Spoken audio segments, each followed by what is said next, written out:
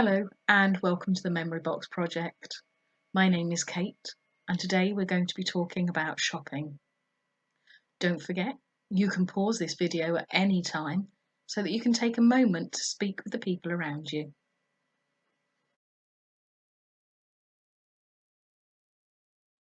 Did you rely on your corner shop for your groceries? They sold a little bit of everything.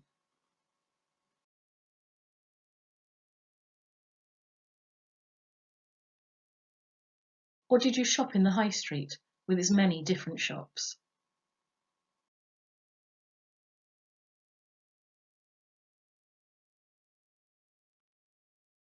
Or maybe you shopped in a market.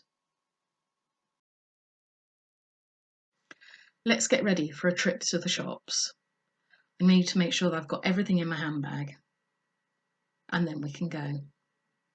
First of all, if you were shopping between 1940 and 1954, you would have needed one of these. I'm sure you've seen one of these before. If we take a quick look, we can see where it's been used. Here we are. The retailer has stamped the book to say that provisions have been taken. This is from Lipton's, and a whole page has been torn out. So obviously somebody's been busy shopping. Next, I need my purse with some money in. I wonder how much I've got to spend today. Let's take a look, shall we? So,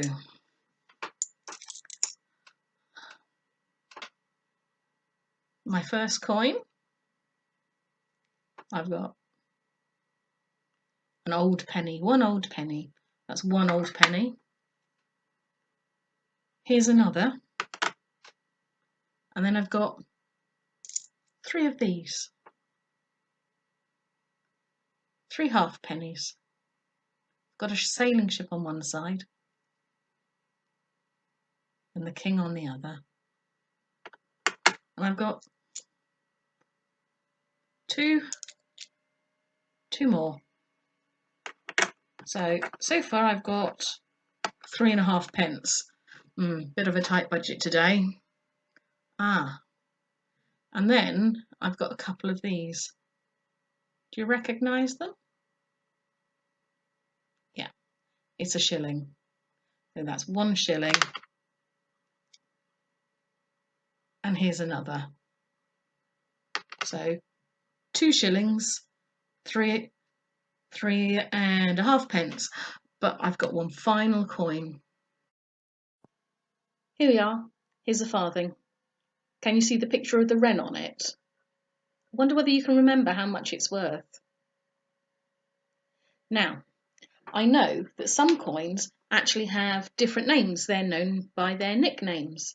So, for example, the halfpenny coin was also known as a halfpenny. And the 1 shilling coin would have been a bob. I don't know why it was called a bob. Maybe you know. Maybe you can write and let me know. And of course, if that's 1 bob, 2 shillings would have been 2 bob. And I also remember the sixpence, the little silver coins, 6 old pence. I used to find them in my Christmas pudding. And I know that used to be called a tanner. And again, I've no idea why that was. Next along the line, my mum always, when she went out shopping, always wore a headscarf. So she had to make sure that she looked decent. So on comes the headscarf. Here we are. Make sure I look neat and tidy. So, money, ration book, bags. Quite often, bags were made of paper. I can remember getting bags like this from Sainsbury's, and it had the Sainsbury's logo on the front of it. You might have been luckier though. Maybe you had a string bag that you put your fruit and vegetables in, or maybe you even had a basket to collect your groceries. Okay, I'm all ready. Let's hit the shops. First, we're going to the grocer's. Did you know that Anchor butter has been pre-packaged for nearly 135 years? I didn't. I always thought that you might have had to have gone to the shop and somebody would have sliced off the butter that you wanted and then used a pair of these to shape it, to squash it one way, to flatten it out, maybe to roll it even. And sometimes it would have been stamped on the top. Did you ever come across butter paddles like these? When meat was in short supply, you might have ended up with cheaper items like sausages. And when they weren't available, maybe you would have had tinned food like spam or corned beef. Did you make fritters or a hash with these? You might have even resorted to things like pilchards or sardines. How would you have served them? With a salad? On toast? Did you enjoy them? Which of these brands did you buy? Condiments were very important to help make the most bland meal far more tasty. Here we have some drinks. Thai fu tea, Nescafe coffee, Cadbury's cocoa essence, and Camp coffee. Amazingly, they're still all available today. Which was your favourite? Next, we're off to the butcher's. Look at the carcasses of lamb and pigs in the window. The butcher was always really knowledgeable about the different cuts of meat. If you were on a tight budget, what would you buy?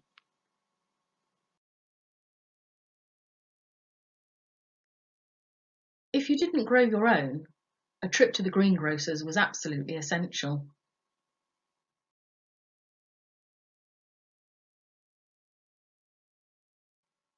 And now into the bakery.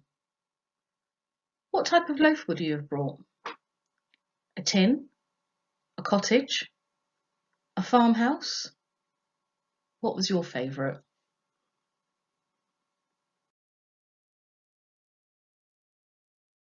And finally, a trip to the sweet shop for a treat or two. Take a look at all the jars of sweets and the tins. Is there anything that you recognise? If you could choose, which one of these three sweets would you have bought with your sixpence?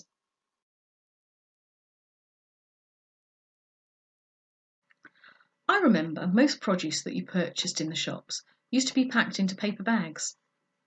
For example, if you went to the greengrocer's, your bananas might come in a bag like this, from Fife's.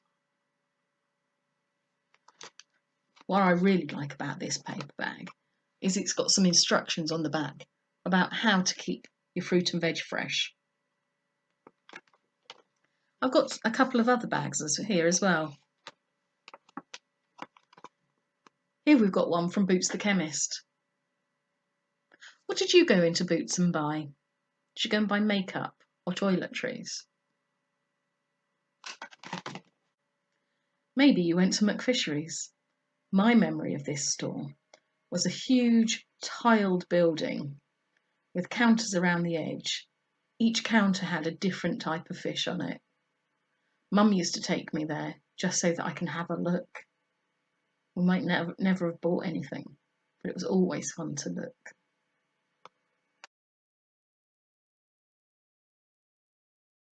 Which of these shops do you remember? What did you buy in them?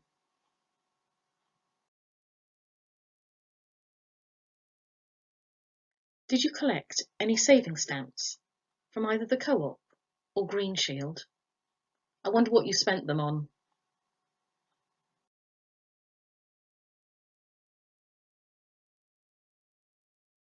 Young people today believe that they invented home deliveries, but we know different, don't we?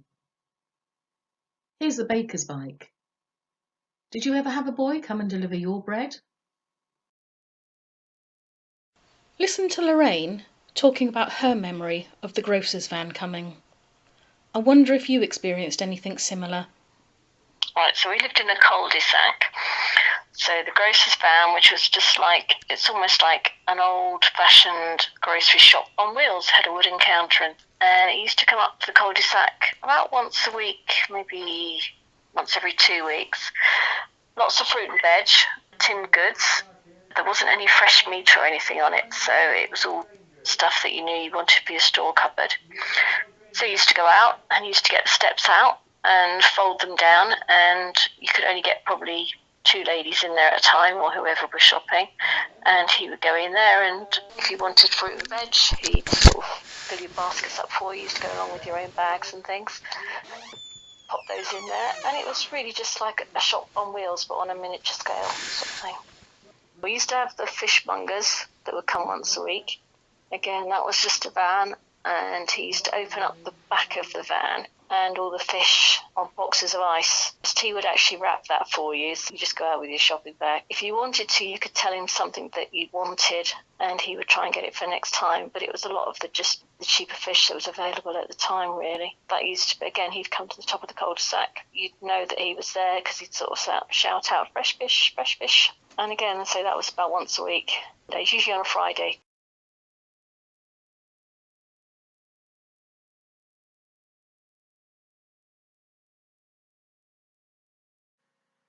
Let's finish this session by thinking about being on the other side of the counter.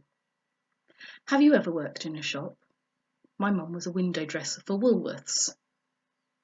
Were there any perks to the job? Did you enjoy it? Have a think about any stories you can remember. Thanks for joining me today. I hope you've enjoyed your trip down memory lane, talking about shopping and all the experiences that go with it. Download our resources at www.wessexheritagetrust.org/downloads.